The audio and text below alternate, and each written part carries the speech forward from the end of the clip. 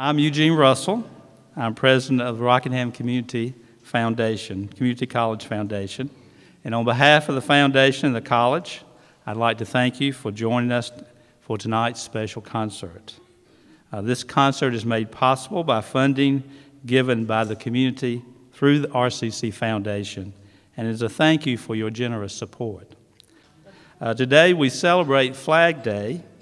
It was 96 years ago today that our nation first came together to celebrate Flag Day, and more than 2 centuries ago that the Second Continental Congress brought the 13 United States together under a single standard. The year was 1777, and since that time, our flag has proudly represented our nation and our ideals at home and abroad. Today, we recognize our flag as an emblem of the ideals that have inspired and continue to inspire our great nation: liberty, democracy, and the enduring freedom to make our lives what we will. At RCC, we honor that tradition and the importance that education plays in preserving liberty, democracy, and freedom. We also honor the sacrifices made in time of war, the labors in times of peace that have been made to preserve our freedoms. We also this evening have a very special opportunity to enjoy the gifted musical talents of David McClintock. David lives in nearby Pleasant Garden, NC, but has traveled across the United States, sharing his God-given talents in a ministry of music. David believes in the power of music to transport us from the daily stresses of life and to draw us into the secret places of our Creator. Please join me now in welcoming to our stage a very special person and a gifted musical minstrel, David McClintock.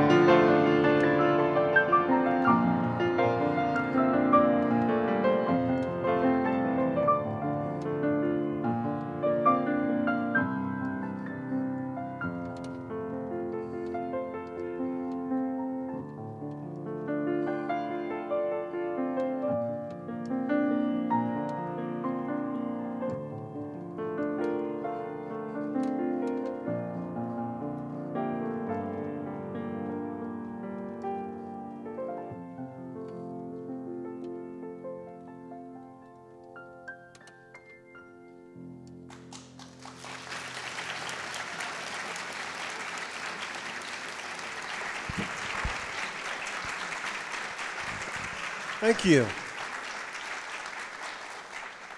I hope everybody is having a wonderful evening, and I hope that I can just cap off a day, especially if it's been one of those days where it's been stressful. A lot of times, piano music, instrumental music is something that can just wash over you, just like these waterfalls, especially if you've had one of those aggravating or stressful days. And just because the day is over doesn't mean the stress is over. Sometimes you have to take it to bed and carry it with you again the next day. So I hope that through the music that we have tonight, you're just going to be settled with a little bit of peace, a little bit of quietness, and then some kind of positive feeling that comes from an instrumental piece like this piano playing here in the auditorium. Now, as you can see, I used some visuals with my presentation, and of course I'm going to be playing here on the piano, but a lot of people ask me if I'll be doing any singing for my concerts. And I just want to let you know, tonight I'm just going to be playing the piano, and you're going to see some visuals with the screen. We even have a camera here that's going to have a little shot of what's going on this piano. So that's kind of a neat thing of technology, is to put what's going on the piano up on the screen for you to see.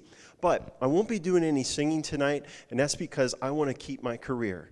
So I'm just going to be playing the piano and doing some special sharing with you. Thank you all for coming. I'm going to play for you a special song that is in dedication to my grandmother, because she encouraged me with my piano playing. I'm an ear player. I don't read music. And what I did was I struggled with my piano lessons with my teachers. So I would go over to the neighbor's house, and because I couldn't read the music, I'd have my neighbor girl play my piano music or my piano lesson for me, and I'd listen to it, and then I'd just play it back for my teacher. And I'll tell you what, that worked out great. I had gold stars, I got smiley faces, I got these little stickers that smelled like cookies. So it was really a sweet ride for a while, but as the music got more complicated, then my ear would miss something that was actually written. And my teacher recognized this, and to catch me in the act, what she had me do was play the song, and she'd go, "Oh, David, that was wonderful. Play that one more time for me." So then I'd start playing it again. Then she stopped me in the middle of the song, and she said, "Now, will you point to where we are in the music?" That was the end of that teacher. I didn't want to play the piano anymore. But my grandmother encouraged me, because we would go over to their house to visit, and after we'd finish a meal, we'd go into the living room of the house that had like one of these, like a gable-styled window, and there was a piano, an upright piano that I would play this song of hers on. So I wanted to play it for you in dedication to her and her encouragement with this gift that I've been richly given. So this is a rendition of her favorite spiritual hymn called "In the Garden."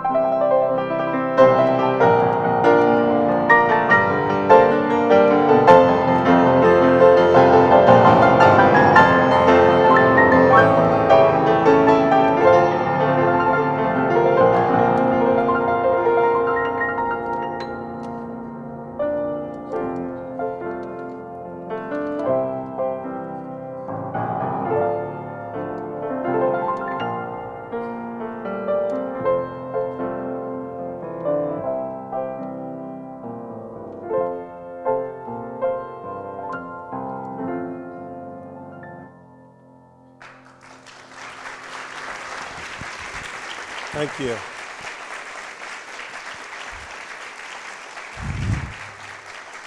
Now, my grandmother, she did not have a grand piano like this.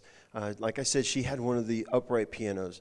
But back then, and I remember this vividly, she had one of those old upright pianos, the ones that are like this tall. And the veneer was starting to come off of the piano. Some of the keys worked, some of the keys didn't work. In fact, I've got a representation of what that piano looked like. This is what my grandmother's piano kind of resembled right there. Ouch, that hurts. Well, you know, some of the keys would work, some of the keys wouldn't work. There were keys that would work halfway. And what I mean by that, you could play the note, but if you wanted to play it again later in the song, you had to lift it back up after you played it. Now you're starting to get some skills, okay? But probably the most challenging issue, though, was how out of tune the piano was. And this is an example of what that was like. Here's In the Garden on her piano.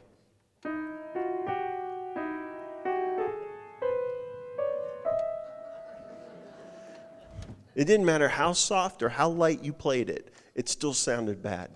And you know, if an animal will hear something kind of strange, they'll kind of turn their head a little bit and look at you. Well, when I got done playing In the Garden on my grandmother's piano, I could turn around. My entire family had their head cocked over like this from listening to In the Garden on that piano.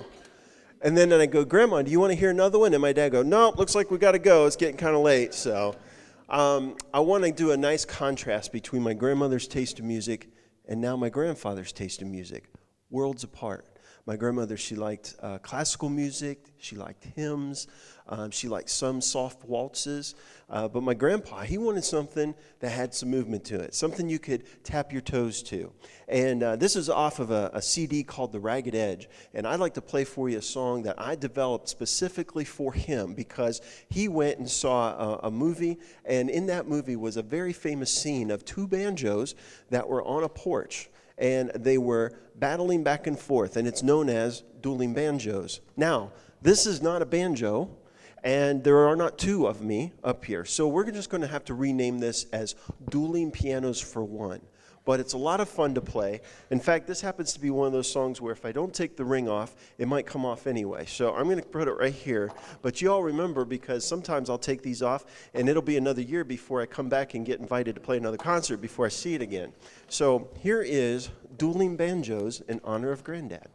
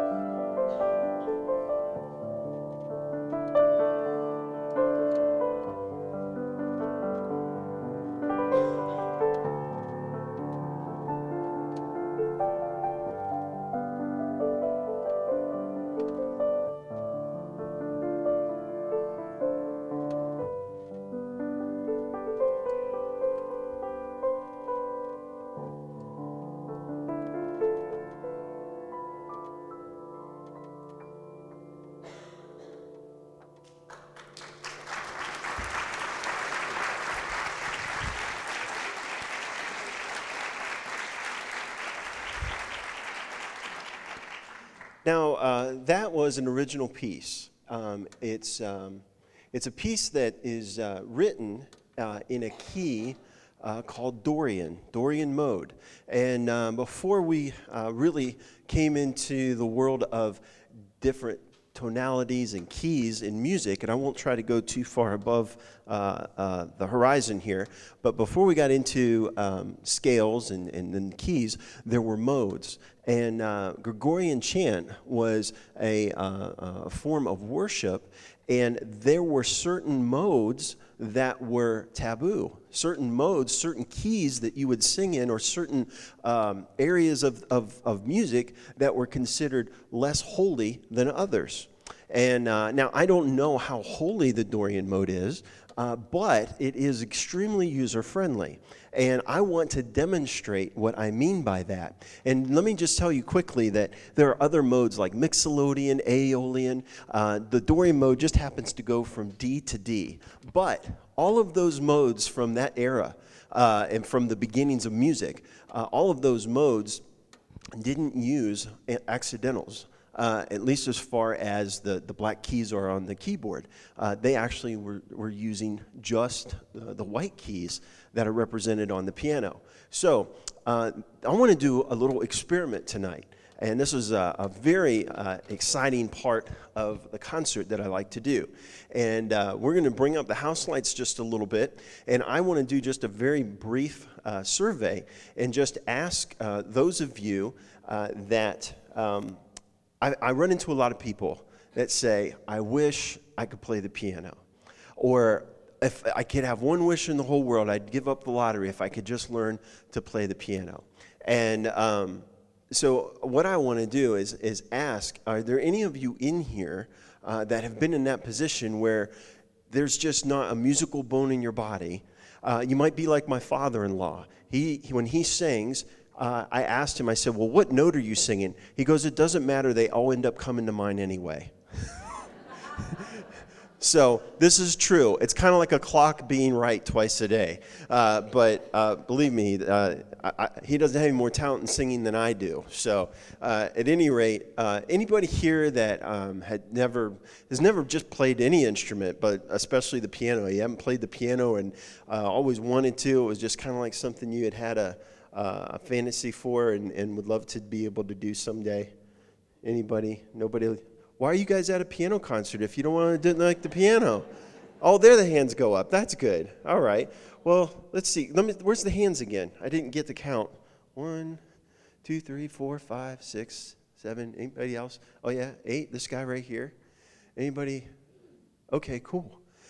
Now, those of you that have raised your hands never played the piano, right? Okay. Aren't we comfortable yet? Let's start talking a little bit. Holy smokes. They're like, he's down in the audience. Creepy.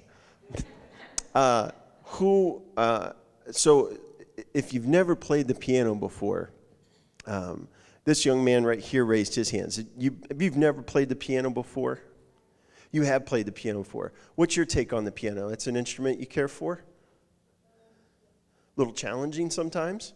Yeah, it can be. How about anybody that has never played the piano? That's what I'd really like to know. Anybody that never played the piano before? This gentleman right here. Anybody else? That guy back there? Anybody else? Okay, so I got 3 to choose from. Well, it makes it you, sir. So, what we're going to do is we're going to have you play the piano for the first time in your life, and you're going to sound good. Everybody give him a hand. He's going to come up.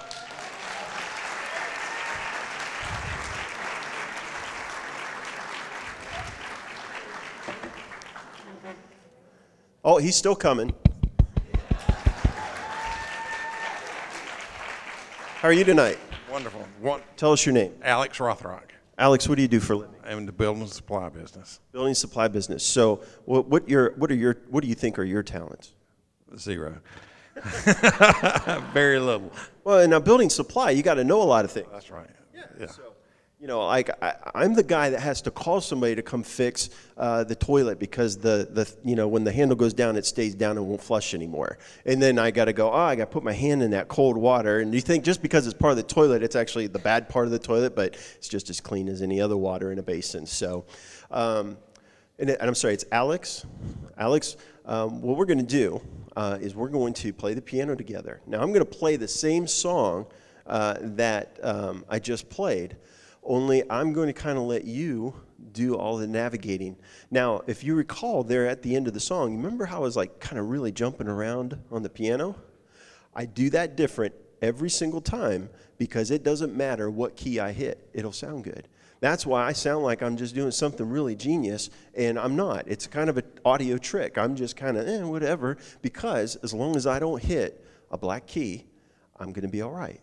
So we're going to apply the same principle to you, and the only thing that I'm going to do is I'm going to show you what note you're going to start on, and I'm going to just give you a little cue so that you know when to play that note. But after you play that note,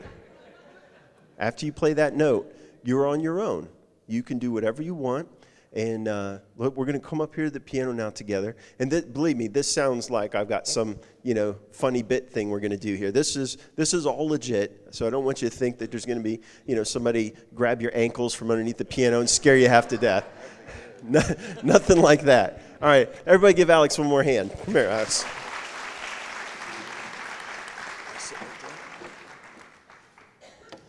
Now, I'm going to be playing down here like this. That's the left hand. Now, what I'm going to do is I'm going to have you start on this note. And once you play that note again, you're kind of free to go where you want to. Just avoid hitting any of the black keys here because it won't work. Okay? Now, once you do hit this note, I want you to know you can do that. You could play two notes at a time. You can roll them. Whatever you like. Just white keys. Okay? All right. So this is the note we're going to start on. And when I give you the little nudge, you go ahead and hit that note, and you're off. Okay.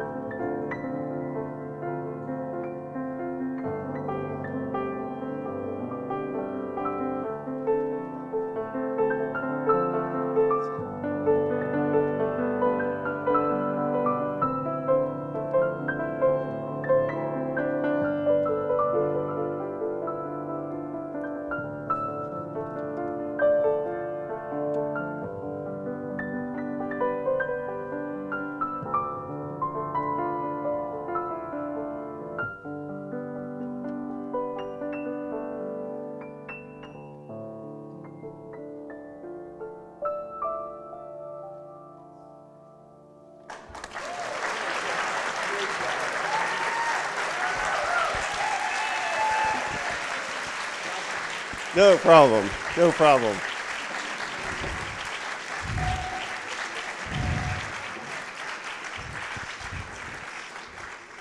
By the way, I have a second floor at my house that I'm rebuilding.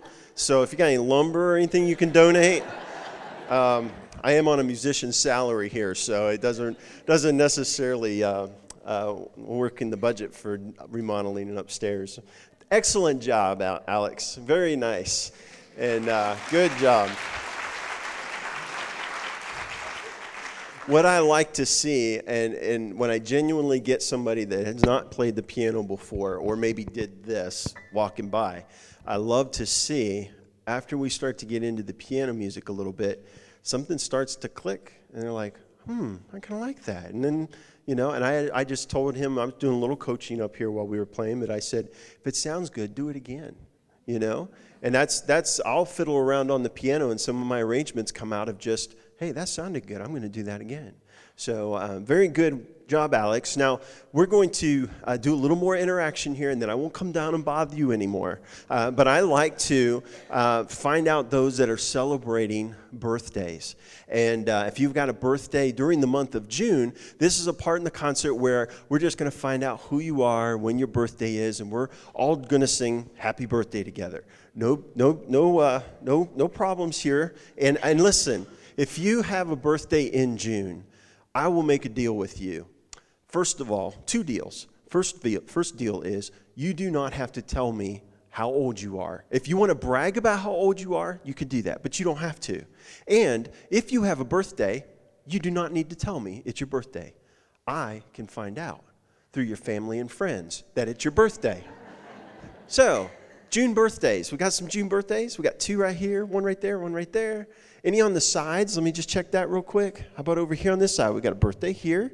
Anybody else? All right, this gentleman's real close by. Just tell us your name and when your birthday is. Mike Moore, it's Sunday the 17th. Sunday 17th on Father's Day. That's fantastic.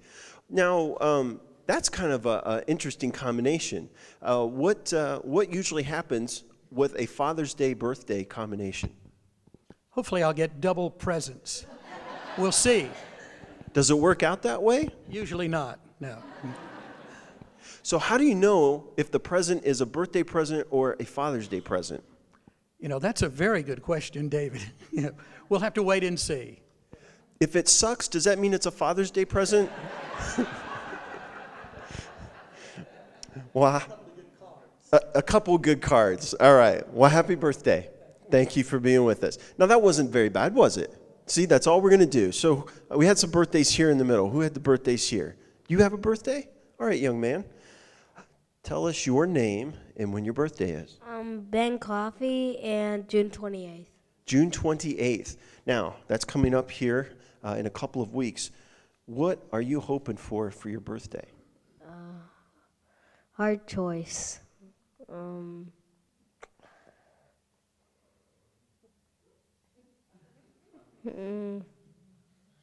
I can't really decide. You got a lot to choose from. Are you going to go out to eat for your birthday? No. So really a lot of pressure is put on the gift, right? Yeah. Okay, I'm going to give you some advice, all right? I'm going to talk to a couple more people. This is your opportunity to take the pressure off of you with where you're going to go to eat or anything, and we'll put the pressure on your parents as to what they're going to get you for your birthday, because I'm going to give you at least 2 minutes to think about what you really want, and you can say, hey, this is what I want. And by the way, this is being filmed, so we'll be able to play the tape back. We'll be able to play the tape back on your birthday, and you can go, Mom, no, this is what I asked for. What's going on? Okay? So you think, we're going to come right back to you. Who else had the birthday? When's your birthday? My birthday is tomorrow. Tomorrow. Oh, happy birthday. What's your name? Margaret. Margaret, what are you hoping for your birthday? Many, many more years of good health, and I would also like to suddenly start looking younger. That hasn't happened already? No, not yet. Well, you're on a good track, so you have nothing to worry about. Well, happy birthday to you. And it's Margaret? All right, Margaret, happy birthday. Who else? Yes. When's your birthday? It was Monday, the 11th. Monday the 11th. Now, tell us a little bit about your birthday, maybe what you did, where you went, did you go out to eat, what did you get? Lot. Went to Salisbury with my son and his new wife for my birthday with my son. Went to Winston, met halfway. Had a great time. Did you go out to eat? Mm-hmm. Where'd we go? to the filling station in Winston-Salem. Really? Do they keep the matches away? Oh, no, I'm sorry. I mean, food filling station. Okay, that makes sense. All right. But there's still a possibility of blowing up, right? You know, okay. Well, happy birthday. All right, let's do one more. Anybody else? Oh, boy, I hope you thought fast. Oh, we got one right here. Well, this will work out. I'm going to go to her, and then I'm coming back to you. Tell us your name. Sarah Starr, Sarah, when's your birthday? the 30th of June, What's going to happen? just to be another day. Is that typical for your birthday? We'll probably go out to eat.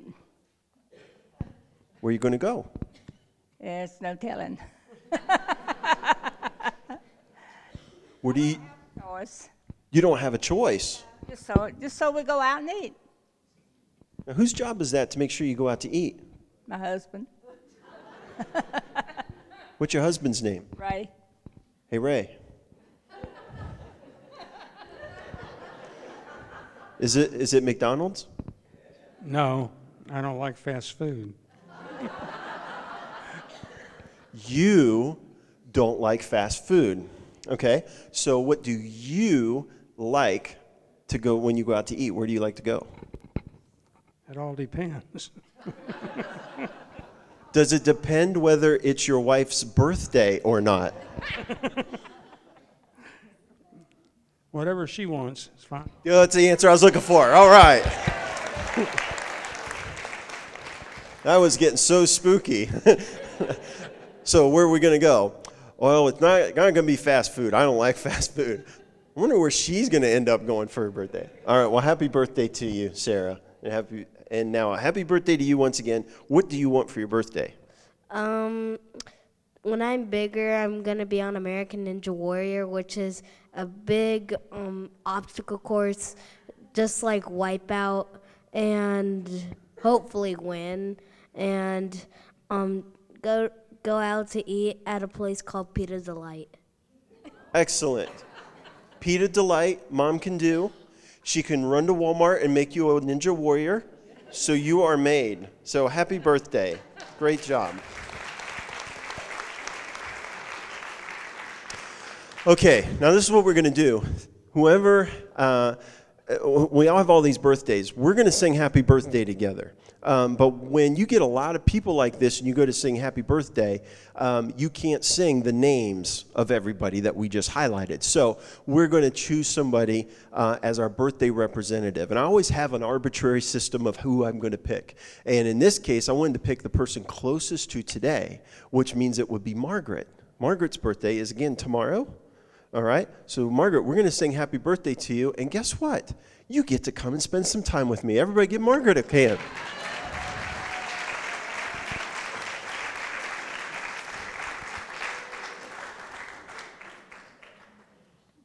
Oh, she's still coming up. Yeah. Come on over here. Sorry to squeeze you there. Now, we've got this specially made chair for this event that we've got for you. Am I so old? No. Well, trust me. You're going to be here for a while, so yes, you have to sit down. So, no, I hope you're comfortable. What we're going to do is we're going to sing happy birthday to you. We're going to sing a happy birthday, dear Margaret. She's going to represent all of our birthdays, okay?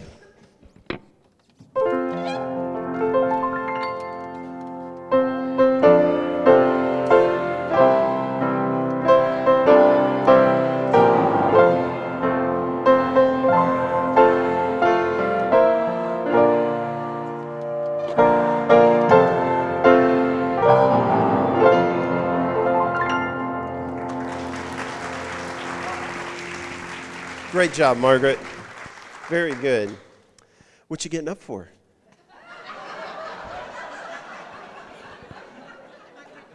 I was not kidding. You're going to be up here for a while. No, well, just a little more. I want to play for everybody something I call my happy birthday ragtime boogie song, okay? Now, I came up with this arrangement of happy birthday because it's been my experience when you get into a large group of people like this, when you go to sing happy birthday, a lot of times there's not a piano to tune your voice to. So what ends up happening is you kind of have to guess what key to start singing happy birthday in. And everybody's rushed because somebody comes out of the kitchen with the cake lit and everybody scrambles to start singing happy birthday. So somebody starts singing happy birthday, but one room can't hear what the other room is singing, and you've got all of this noise. It's kind of like hearing happy birthday on my grandmother's piano.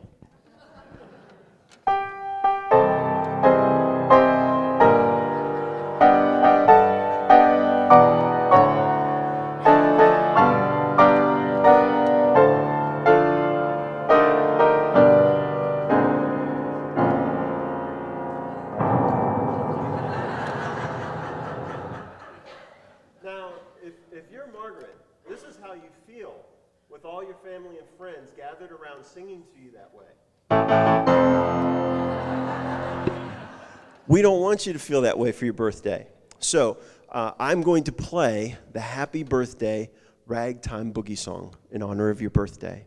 So I'm going to do the Happy Birthday Boogie Song, and Margaret is our birthday ambassadorette, so she's going to do the Birthday Boogie Dance while I play this song.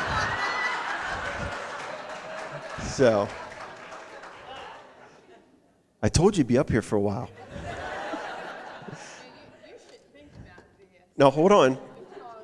Do you know, I retired from this place 13 years ago. 12 years ago. What's your point? What's my point? Is that I'm not 18. That I'm not 18. You're not 18. You're too old to boogie? Is that what you're saying? I could be.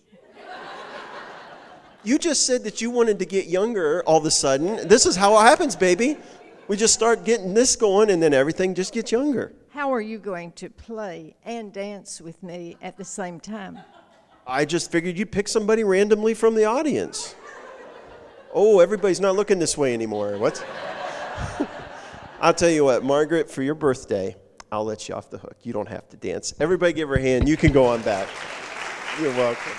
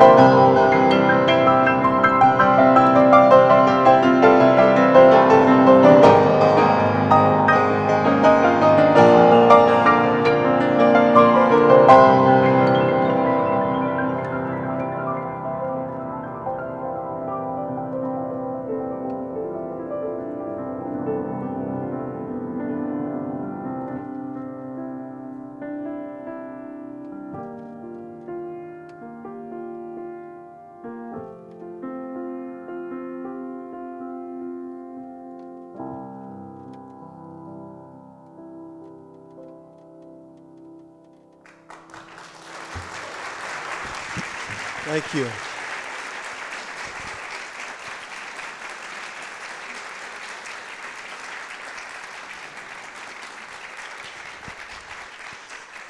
Now, there are not going to be a lot of occasions you're going to have Beethoven and Nickelback in the same song, but we kind of put those two together. Beethoven was the rock and roll star of his day. He broke the rules when it came to composition. That's why he's one of my favorite composers. And the fact that he was nearly or completely deaf by the end of his career, his Ninth Symphony was as loud as it was just so that he could at least feel partially what was going on in his conducting effort of his own symphony. It's just astonishing. I don't know if you know this, but this is the inspiration. Remember before as a joke I said, this is how you feel on your birthday. That is the theme for Beethoven's Fifth Symphony. He got that from this. Somebody knocked on his door, and he got da-da-da-da. So I just think that's pretty cool. I love those stories. If you've ever seen the movie Amadeus about Mozart's life, it's pretty fascinating. I recommend that highly. We only have time for a couple of more songs, but I wanted to briefly let you know, this is my full-time occupation. I go around the country. I get to play concerts at venues of all sizes. I don't always have the opportunity to have a camera and have some lights and some background help. A lot of times it's me, a piano, and a computer, and I'm just playing and tapping the next slide, and then I'll play a little more and tap the next slide. But this is what I do full time, and I can't tell you as we do celebrate Flag Day and the freedoms that we enjoy, I can be as much as I want to be, God willing, in this career because of the country that I live in. And I'm very thankful for that. And I also want to stand behind community colleges like this one because they are training young people to go out and survive in the real world. And in the real world, there's people that go to college for music and they don't always get the tools they need to make a living. They can just make some noise. And I think that it's great that skills are being taught here that allow you to go out there and make your own pathway in the country that we live in. And so that being said, I just want to let you know that I brought some music with me tonight. You probably got a flyer that describes some of the CDs that were out there, and I'm just going to let the flyer do its work. But a lot of people will ask, even though it's on the flyer, the CDs are $15. You can get 4 for $40, or you can get my entire set of 6 for $50, which is the big table buster, door buster, whatever you want to call it. And I wanted to just kind of give you a little quick personal introduction to my family. And I wanted to introduce to you my wife, April, and my boys. These are the boys. They're 4 boys. They're twins that are age 14 and a half over here on my left, your right. And that's my son Joshua, and that's Cole. They're fraternal twins. Then over off to my far left shoulder is my son Brendan. And then just tucked in between him is my son Aaron. He's my 9-year-old. And then the beautiful lady up there, the only lady in the house. You can imagine how difficult that is. The smells, alone are just horrendous. But she has been my wife for 18 years. Her name's April, and she holds down the fort when I'm out traveling. Now, when I'm out traveling, I try to call in and see how things are going at home. And, sometimes it's not a very good idea to call in while I'm traveling and see how things are going at home. Sometimes it's not going very good, and it'd be good for me to just kind of let that lie and maybe check in the next day. But a lot of people ask if any of my boys show music talent, and 2 of them do. Joshua does, but my son Aaron, my youngest, the 9-year-old in this picture, he plays piano by ear also. He's learning songs, and I'm trying to show him what I know on the piano. But I have a quick video I'm going to share with you when he was just 5 years old, and this was at Christmas time. We had gone to church, we had heard a play, a Christmas pageant, and they had played "O Come All Ye Faithful." And this is what he did on a guitar. And I don't play the guitar, so he did this on his own.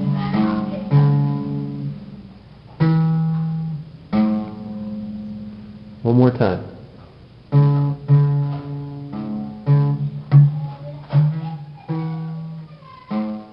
Aaron, good. job, buddy.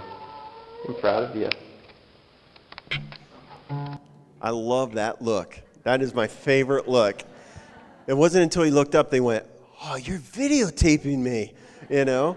Now, he's gone to some of my concerts, and he's seen me show that, and he's been upset with me. He said we have to change it out because now he can do stuff on the piano, and he doesn't want that guitar thing up there anymore. So we're going to update that. But I want to let you know that I have the CDs available. If you happen to get a CD tonight, I just want to let you know you are supporting a very special fund that I've become very familiar with, and it's called the McClintock Child Relief Fund, which are my boys at home.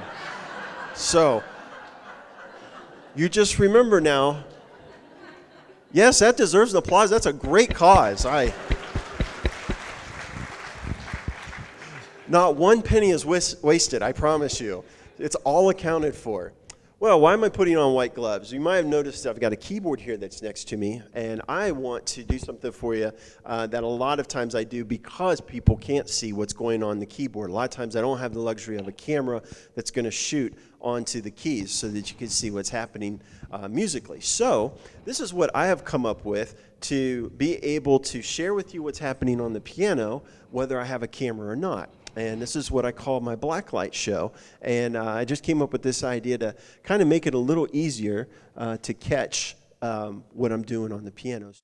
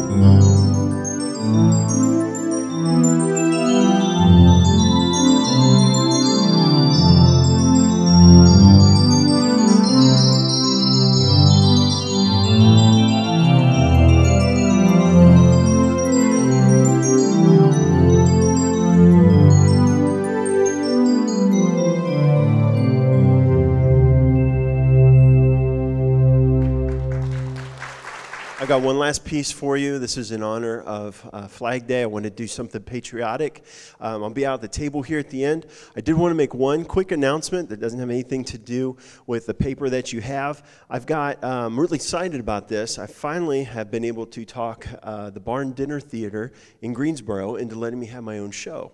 And so, thank you.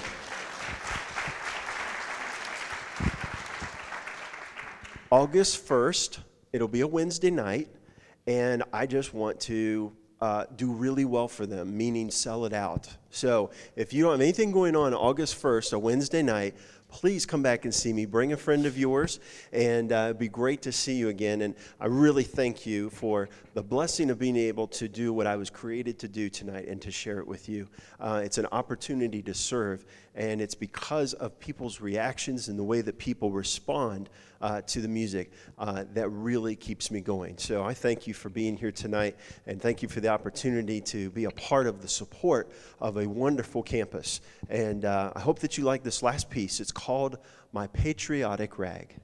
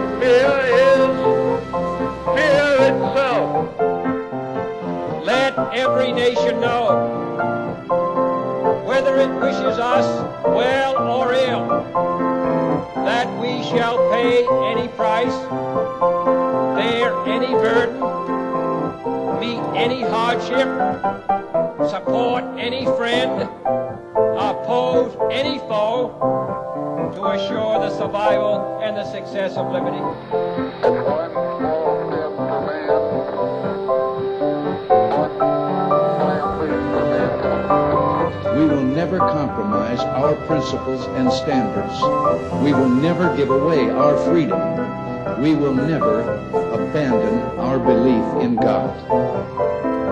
We've always needed God from the very beginning of this nation. But today we need Him especially. We're facing a new kind of enemy. We're involved in a new kind of warfare. And we need the help of the Spirit of God. And so, my fellow Americans, ask not what your country can do for you. Ask what you can do for your country. We